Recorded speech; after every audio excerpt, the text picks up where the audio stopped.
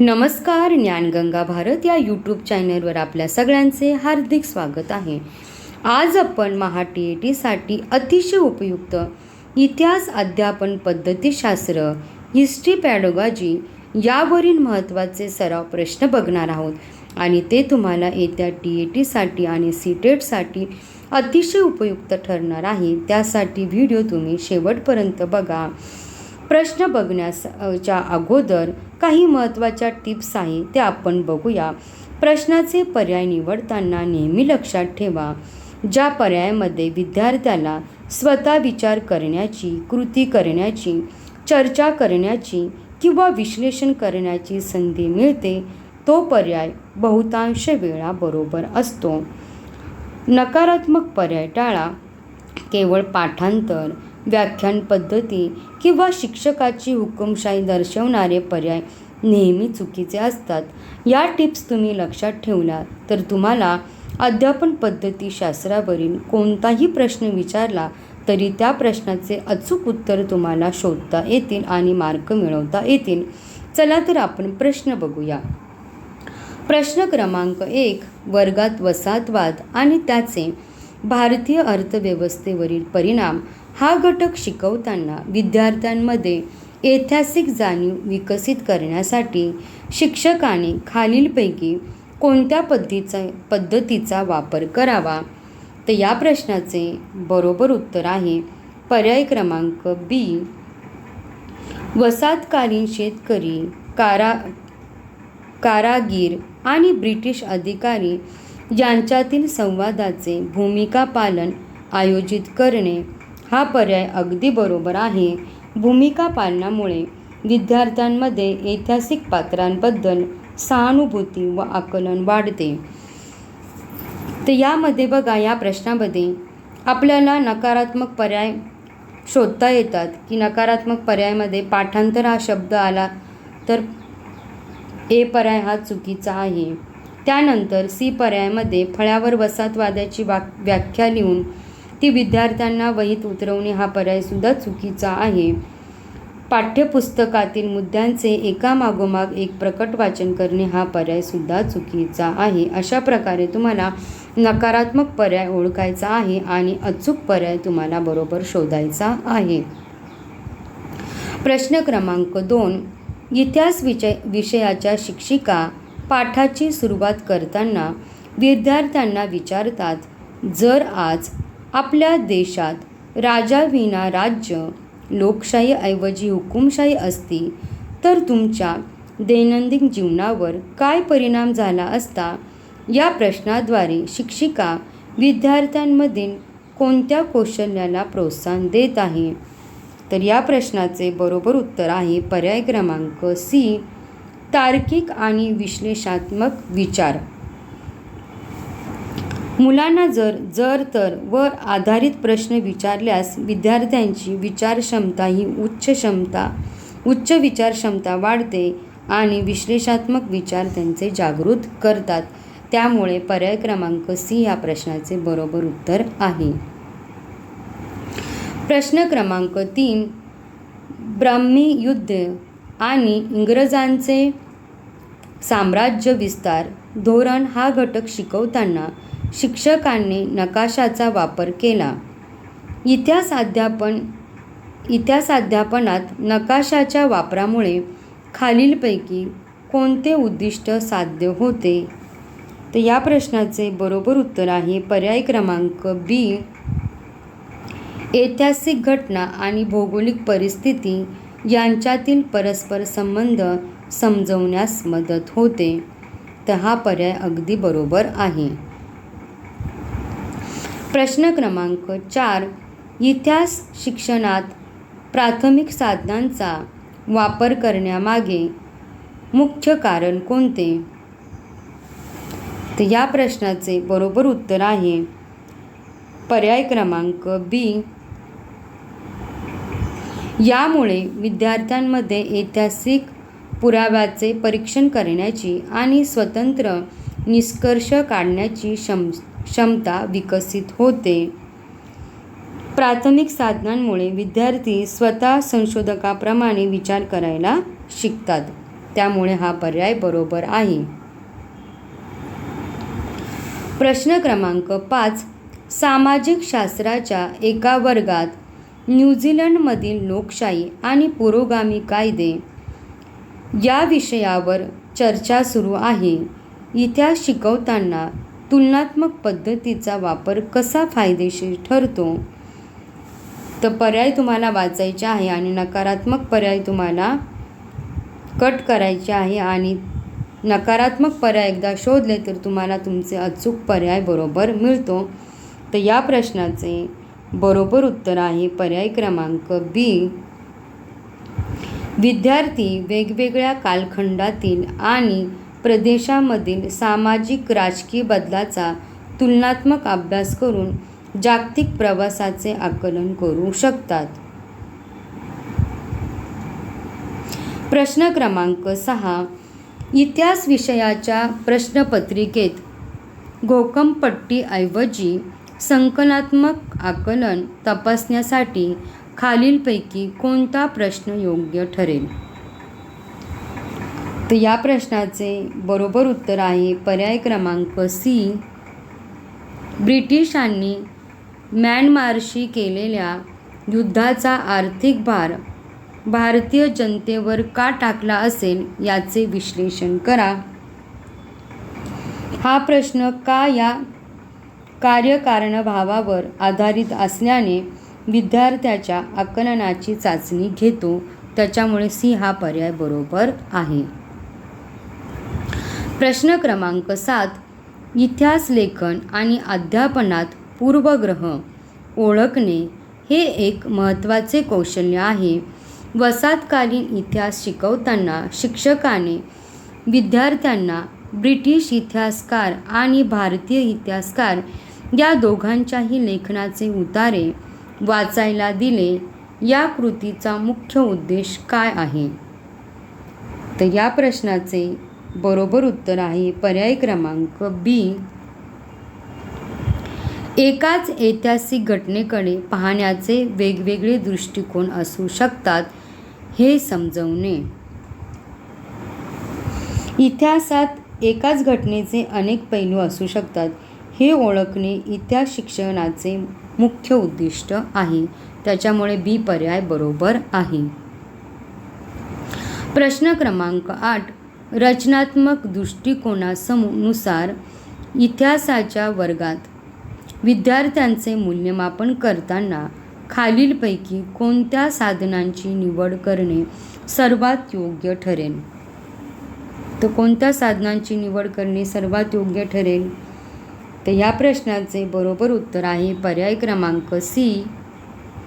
प्रकल्प कार्य, क्षेत्रभेट अहवाल आणि वादविवाद या साधनांची निवड करणे सर्वात योग्य ठरेल. प्रश्न क्रमांक 9. इतिहास हा केवळ भूतकाळातील राजा महाराजांच्या कथा नसून तो सामान्य माणसांच्या संघर्षाचा अभ्यास आहे. हा विचार विद्यार्थ्यांमध्ये रुजवण्यासाठी इतिहास शिक्षकाने कोणत्या घटकावर अधिक भर दिला पाहिजे? तर या प्रश्नाचे बरोबर उत्तर आहे पर्याय क्रमांक बी. सामाजिक आर्थिक इतिहास आणि लोकजीवन स्पष्ट करणे. आधुनिक इतिहास अध्यापन हे केवळ राजकीय इतिहासाकडून सामाजिक आणि लोकजीवनाच्या इतिहासाकडे नेणारे असावे. त्याच्यामुळे पर्याय क्रमांक बी अगदी बरोबर आहे. प्रश्न क्रमांक 10. वर्गात ऐतिहासिक कालरेषा शिकवताना शिक्षकाने इसवी सन पूर्व आणि इसवी सन या संकल्पना कशा प्रकारे शिकवल्या पाहिजे? महत्त्वाचा प्रश्न आहे बघा. पर्याय तुम्ही वाचा आणि जे नकारात्मक पर्याय आहे ते कट करा आणि अचूक पर्याय निवडा. तर या प्रश्नाचे बरोबर उत्तर आहे पर्याय क्रमांक बी. पर्याय क्रमांक बी. गणितातील संख्या रेषेचा संदर्भ जोडून कालखंडातील अंतराचे व्यावहारिक सादरीकरण करून आंतरविद्याशाखेतील दृष्टिकोन वापरून गणिताच्या मदतीने कालरेषा शिकवणे अधिक प्रभावी ठरेल. त्यामुळे बी पर्याय अगदी बरोबर आहे. प्रश्न क्रमांक 11.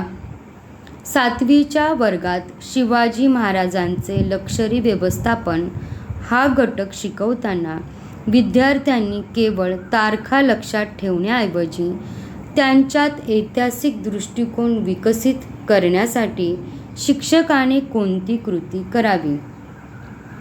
तर या प्रश्नाचे बरोबर उत्तर आहे पर्याय क्रमांक बी. तात्कालीन भौगोलिक परिस्थिती आणि उपलब्ध संसाधनांचा विचार करून रणनीती कशी ओळखली गेली याचे विश्लेषण करायला सांगणे. ऐतिहासिक दृष्टिकोन विकसित करण्यासाठी घटनेमागील कार्यकारणभाव आणि तात्कालीन परिस्थितीचे विश्लेषण करणे महत्त्वाचे आहे. त्याच्यामुळे पर्याय क्रमांक बी बरोबर आहे.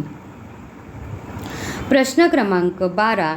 इतिहास शिक्षणात प्राथमिक साधनांचा वापर करण्याचा मुख्य उद्देश कोणता आहे?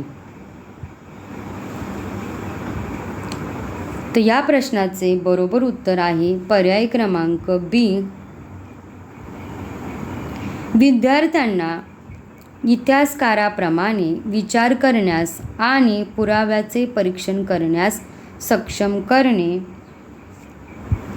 शिलालेख, नाणी किंवा हस्तलिखिते यासारख्या प्राथमिक साधनांमुळे विद्यार्थ्यांमध्ये चिकित्सक विचार आणि पुराव्यावर आधारित तर्क करण्याची क्षमता वाढते.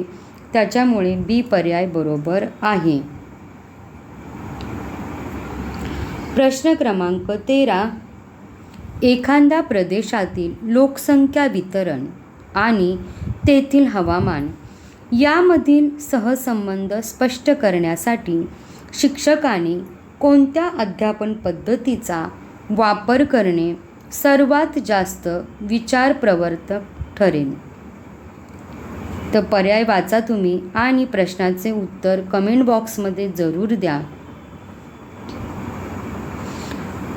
तर या प्रश्नाचे बरोबर उत्तर आहे पर्याय क्रमांक सी. वेगवेगळ्या हवामानाच्या प्रदेशाचे नकाशे आणि तेथील लोकसंख्येची घनता यांचे तोलनिक विश्लेषण करायला सांगणे. 2 वेगवेगळ्या भौगोलिक घटकांमधील सहसंबंध समजून घेण्यासाठी तोलनिक विश्लेषण आणि नकाशाचे वाचन ही सर्वात प्रभावी पद्धत आहे. प्रश्न क्रमांक 14. इयत्ता 8वीच्या विद्यार्थ्यांना जलसंवर्धन या विषयावर पर्यावरण संवेदी बनवण्यासाठी खालीलपैकी कोणती मूल्यमापन पद्धती सर्वात योग्य ठरेल? तर या प्रश्नाचे बरोबर उत्तर आहे पर्याय क्रमांक बी. विद्यार्थ्यांना त्यांच्या परिसरातील पाणी वापरणे ऑडिट करून उपाययोजना सुचवणारा प्रकल्प देणे. यामुळे प्रत्यक्ष कृती आणि अनुभवजन्य अध्यापनामुळे विद्यार्थ्यांमध्ये वास्तविक कौशल्य आणि संवेदनशीलता विकसित होईल. त्यामुळे बी पर्याय अगदी बरोबर आहे. प्रश्न क्रमांक 15.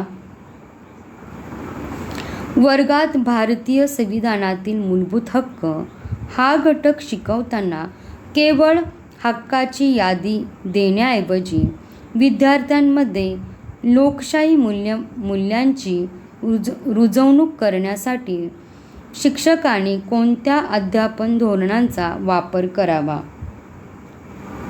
तर या प्रश्नाचे बरोबर उत्तर आहे पर्याय क्रमांक सी. दैनंदिन जीवनातील किंवा वृत्तपत्रातील केस स्टडीज देऊन तिथे हक्काचे उल्लंघन किंवा रक्षण कसे झाले यावर चर्चा घडवून आणणे हा पर्याय अगदी बरोबर आहे.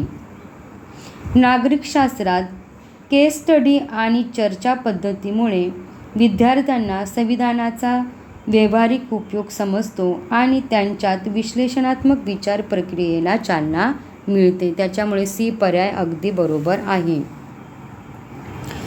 प्रश्न क्रमांक 16. सामाजिक आणि राजकीय जीवन या विषयांच्या पाठ्यपुस्तकामध्ये काल्पनिक पात्रांचा किंवा व्यंगचित्रांचा वापर का केला जातो? तर या प्रश्नाचे बरोबर उत्तर आहे पर्याय क्रमांक बी. गंभीर आणि अमूर्त संकल्पनांना विद्यार्थ्यांच्या परिचयाच्या आणि मूर्त स्वरूपात मांडून सखोल चिंतनास प्रवृत्त करण्यासाठी व्यंगचित्रे आणि पात्रामुळे कठीण सामाजिक राजकीय समस्या सोप्या होतात आणि मुले त्यावर स्वतःचे मत बनवू शकतात. त्यामुळे बी पर्याय बरोबर आहे. प्रश्न क्रमांक 17. इयत्ता 7वीच्या वर्गात मुघल साम्राज्य शिकवताना शिक्षिका विद्यार्थ्यांना मुघल काळातील वास्तुकला आणि तत्कालीन आर्थिक स्थिती यामधील सहसंबंध शोधण्यास सांगतात. या कृतीतून शिक्षिका विद्यार्थ्यांच्या कोणत्या क्षमतेचा विकास करत आहे? तर या प्रश्नाचे बरोबर उत्तर आहे पर्याय क्रमांक सी. बहुशाखीय दृष्टिकोनातून विश्लेषण करणे. वास्तुकला आणि आर्थिक स्थिती यांचा जोड देणे म्हणजेच आंतरविद्याशाखीय किंवा बहुशाखीय विश्लेषण करणे होय. प्रश्न क्रमांक 18. एका इतिहास शिक्षकाला वर्गात भारतीय स्वातंत्र्य लढा या विषयावर विद्यार्थ्यांमध्ये ऐतिहासिक संवेदनशीलता विकसित करायची आहे. यासाठी खालीलपैकी कोणती अध्यापन पद्धती सर्वात प्रभावी ठरेल? पर्याय वाचा आणि कमेंट बॉक्समध्ये प्रश्नाचे उत्तर द्या. नकारात्मक पर्याय तुम्हाला टाळायचे आहे. तर बघा, या प्रश्नाचे बरोबर उत्तर आहे पर्याय क्रमांक बी. वेगवेगळ्या नेत्यांच्या भाषणाचे वाचन करून त्यावर भूमिका अभिनय आयोजित करणे. भूमिका अभिनयामुळे विद्यार्थी स्वतःला त्या काळातील व्यक्तीच्या ठिकाणी ठेवून विचार करतात, ज्यामुळे ऐतिहासिक संवेदनशीलता वाढते. त्यामुळे हा पर्याय अगदी बरोबर आहे. प्रश्न क्रमांक 19. नकाशा वाचन शिकवताना शिक्षकाने विद्यार्थ्यांना केवळ चिन्हे आणि सूची पाठ करून घेण्याऐवजी जर नकाशावरील प्रमाण बदलले तर अंतरावर काय परिणाम होईल, असा प्रश्न विचारला. हा प्रश्न विद्यार्थ्यांच्या कोणत्या कौशल्याची चाचणी घेतो? तर या प्रश्नाचे बरोबर उत्तर आहे पर्याय क्रमांक बी. तार्किक विचार आणि अमूर्त संकल्पनांचे उपयोजन. प्रमाणातील बदल आणि त्यांचा जमिनीवरील अंतराशी असलेला संबंध समजून घेण्यासाठी तार्किक विचार आणि संकल्पनांचे उपयोजन करणे आवश्यक असते. त्यामुळे पर्याय क्रमांक बी अगदी बरोबर आहे. प्रश्न क्रमांक 20. इयत्ता 8वीच्या वर्गात हवामान बदल आणि त्याचे स्थानिक परिणाम हा घटक शिकवण्यासाठी खालीलपैकी कोणता प्रकल्प विद्यार्थ्यांमध्ये विश्लेषणात्मक क्षमता विकसित करण्यासाठी सर्वोत्तम आहे? तर या प्रश्नाचे बरोबर उत्तर आहे पर्याय क्रमांक बी.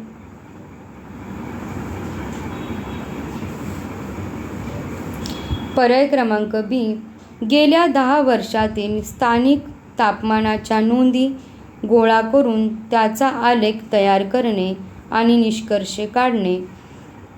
कारण स्वतः माहिती गोळा करणे, तिचा आलेख काढणे आणि त्यावरून निष्कर्ष काढणे या प्रक्रियेमुळे विद्यार्थ्यांच्या विश्लेषण क्षमतेला चालना मिळते. बी पर्याय अगदी बरोबर आहे. प्रश्न क्रमांक 21.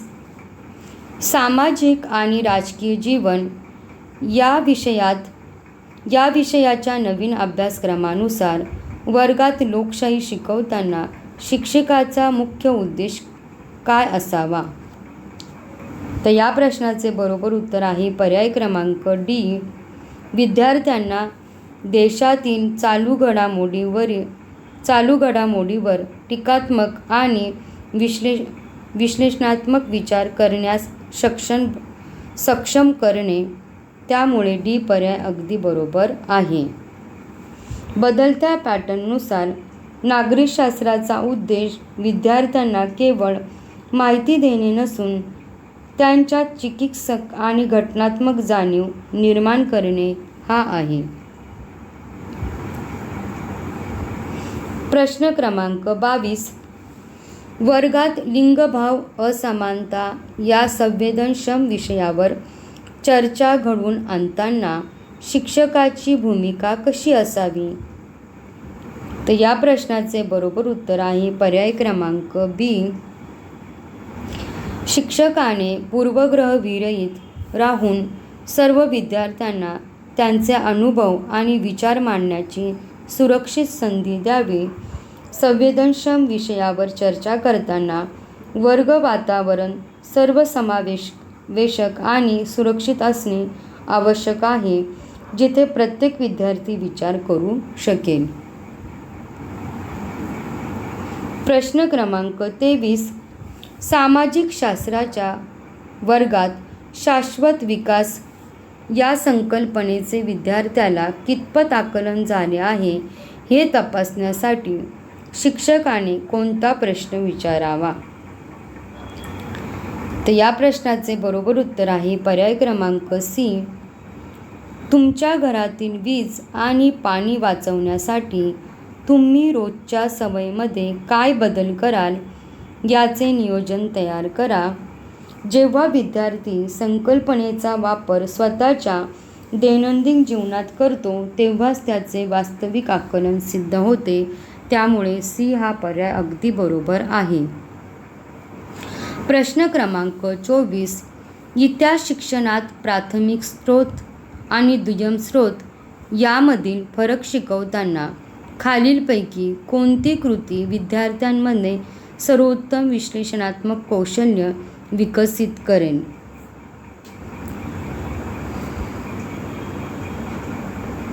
तर या प्रश्नाचे बरोबर उत्तर आहे पर्याय क्रमांक बी. विद्यार्थ्यांना छत्रपती शिवाजी महाराजांच्या काळातील प्रत्यक्ष किल्ल्याला भेट देऊन तेथील शिलालेख आणि आधुनिक इतिहासकारांनी लिहिलेली पुस्तके यामधील माहितीची तुलना करण्यास सांगणे. जेव्हा विद्यार्थी प्रत्यक्ष शिलालेख आणि इतिहासाची पुस्तके यांची तुलना करतो तेव्हा त्यांचे विश्लेषण क्षमता आणि ऐतिहासिक तार्किक विचार सक्रिय होतात. प्रश्न क्रमांक 25. इतिहास हा केवळ भूतकाळातील घटनांचा संग्रह नसून तो वर्तमान समजून घेण्याचा एक दृष्टिकोन आहे. हे विधान सार्थ करण्यासाठी शिक्षकाने ब्रिटिशकालीन जमीन महसूल व्यवस्था शिकवताना कोणती पद्धत वापरावी? तर या प्रश्नाचे बरोबर उत्तर आहे पर्याय क्रमांक बी. ब्रिटिशकालीन शेती व्यवस्था आणि आजच्या काळातील शेतकऱ्यांच्या आत्महत्या किंवा कृषी समस्या यामधील आर्थिक सहसंबंधावर चर्चा घडवून आणणे. भूतकाळातील धोरणांचा वर्तमानातील परिस्थितीशी संबंध जोडल्याने विद्यार्थ्यांमध्ये ऐतिहासिक सातत्य आणि बदल समजून घेण्याची संकलनात्मक क्षमता विकसित होते. त्यामुळे बी पर्याय बरोबर आहे. प्रश्न क्रमांक 26. इयत्ता 8वीच्या विद्यार्थ्यांना जलद गतीने होणारे नागरीकरण आणि त्यांचे पर्यावरणावरील परिणाम हा घटक शिकवायचा आहे. विद्यार्थ्यांमध्ये समस्या निवारण आणि तार्किक क्षमता विकसित करण्यासाठी खालीलपैकी कोणता अध्यापन दृष्टिकोन सर्वात योग्य ठरेल?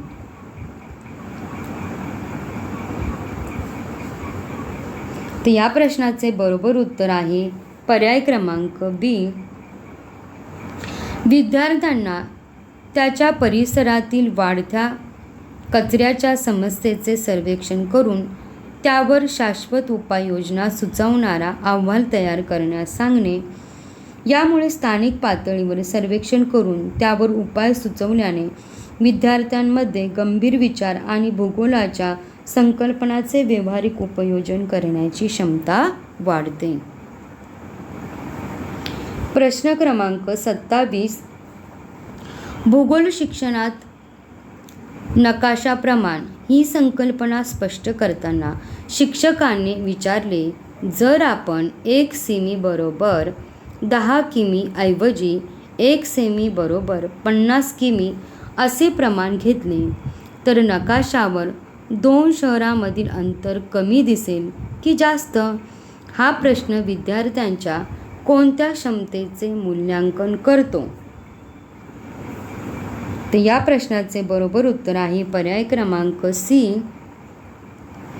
अमूर्त संकल्पनाचे तार्किक विश्लेषण आणि अवकाशीय विषयक आकलन.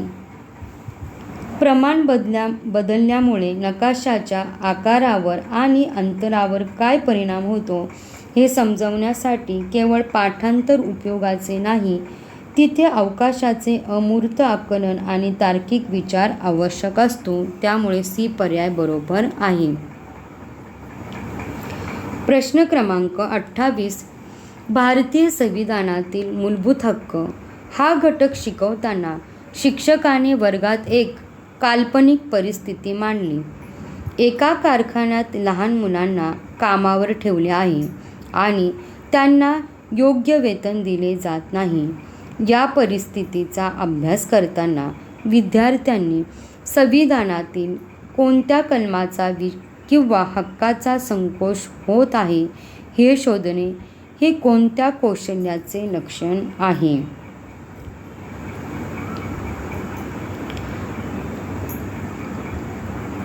तर या प्रश्नाचे बरोबर उत्तर आहे पर्याय क्रमांक बी. कायदेविषयक संकल्पनाचे वास्तविक विश्लेषण आणि उपयोजन. दिलेल्या समस्येचा संबंध संविधानातील हक्कांशी जोडणे म्हणजे संकल्पनाचे उपयोजन करणे होय, जी TET आणि CTET मध्ये विचारणारी जाणारी मुख्य क्षमता आहे. या प्रश्नामध्ये बघा, नकारात्मक जो पर्याय आहे तो लगेच ओळखता येतो. या पर्यायामध्ये पहिल्या पर्यायामध्ये पाठांतर शब्द आला, हा पर्याय चुकीचा आहे. केवळ माहितीचे वर्गीकरण हा पर्यायसुद्धा चुकीचा आहे. राजकीय सिद्धांताचे वाचन हा पर्यायसुद्धा चुकीचा आहे. त्याच्यामुळे बी पर्याय हा बरोबर आहे. प्रश्न क्रमांक 29. सामाजिक आणि राजकीय जीवन या विषयाच्या अध्यापनात वादविवाद पद्धतीऐवजी चर्चा पद्धतीला अधिक महत्त्व का दिले जाते? तर या प्रश्नाचे बरोबर उत्तर आहे पर्याय क्रमांक बी. कारण वादविवाद केवळ एकच पक्ष जिंकतो, तर चर्चेमुळे बहुविध दृष्टिकोन समजून घेण्याची आणि सहिष्णुतेची भावना विकसित होते. प्रश्न क्रमांक 30. नॅशनल करिक्युलम फ्रेमवर्क नुसार सामाजिक शास्त्राच्या मूल्यमापनात खालीलपैकी कोणत्या घटकाला सर्वाधिक प्राधान्य दिले पाहिजे? तर या प्रश्नाचे बरोबर उत्तर आहे पर्याय क्रमांक सी.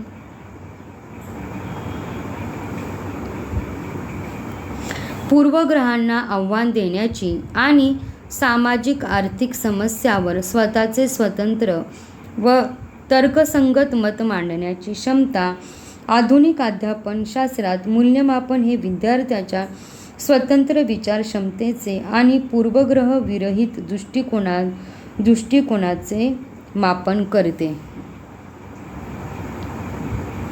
प्रश्न क्रमांक 31. एका नागरिकशास्त्राच्या शिक्षकाला विद्यार्थ्यांमध्ये न्यायव्यवस्था या घटकाचे आकलन तपासायचे आहे. खालीलपैकी कोणता प्रश्न विद्यार्थ्यांची उच्चस्तरीय विचारक्षमता तपासणारा ठरेल. तर या प्रश्नाचे बरोबर उत्तर आहे पर्याय क्रमांक सी. गरीब व्यक्तींना न्याय मिळवण्यात कोणत्या अडचणी येतात आणि त्यावर काय उपाय करता येतील यावर तुमचे मत लिहा. पर्याय ए, बी आणि डी हे केवळ माहितीवर आधारित आहे. पर्याय सी मुळे विद्यार्थ्यांच्या विचार करण्याच्या, विश्लेषण करण्याच्या आणि समस्येवर उपाय शोधण्याच्या तार्किक क्षमतेची परीक्षा होते.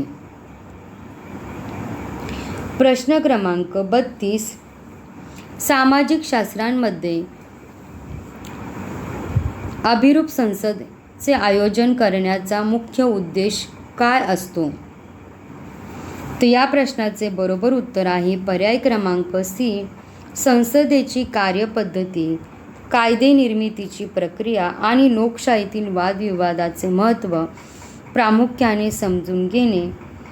कल्पनेपेक्षा प्रत्यक्ष कृतीतून शिकल्यामुळे विद्यार्थ्यांना राजकीय संस्थांचे कार्य आणि मागील तार्किकता चांगल्या प्रकारे समजते. त्यामुळे सी हा पर्याय अगदी बरोबर आहे. प्रश्न क्रमांक 33. वर्गात लोकशाही आणि समानता हा घटक शिकवताना शिक्षकाने वर्गातील एका पानावरील भेदभावाच्या घटनेवर आधारित केस स्टडी विद्यार्थ्यांना दिली आहे आणि त्यावर चर्चा करायला सांगितली. या पद्धतीचा फायदा काय आहे? तर या प्रश्नाचे बरोबर उत्तर आहे पर्याय क्रमांक बी. विद्यार्थ्यांमध्ये संवेदनशीलता, क्रिटिकल थिंकिंग, चिकित्सक विचार आणि समानतेचे मूल्य रुजवतात. वास्तविक उदाहरणावर चर्चा केल्याने विद्यार्थ्यांची समाजात घडणाऱ्या घटनांचे तटस्थपणे विश्लेषण करण्याची क्षमता वाढते. त्यामुळे बी पर्याय अगदी बरोबर आहे. अशा प्रकारे आज आपण इतिहास अध्यापन शास्त्र पद्धतीवरील अतिशय महत्त्वाचे सराव प्रश्न बघितले. हा व्हिडिओ तुम्हाला कसा वाटला कमेंट बॉक्समध्ये जरूर कळवा. व्हिडिओला जास्तीत जास्त शेअर करा आणि लाईक करा. तुम्ही जर आमच्या ज्ञानगंगा या यूट्यूब चॅनलवर नवीन असाल तर चॅनलला जरूर सबस्क्राईब करा आणि बेल आयकॉनला प्रेस करा, जेणेकरून आपल्यापर्यंत अशाच प्रकारच्या नवीन व्हिडिओची माहिती पोहोचू शकेल. धन्यवाद.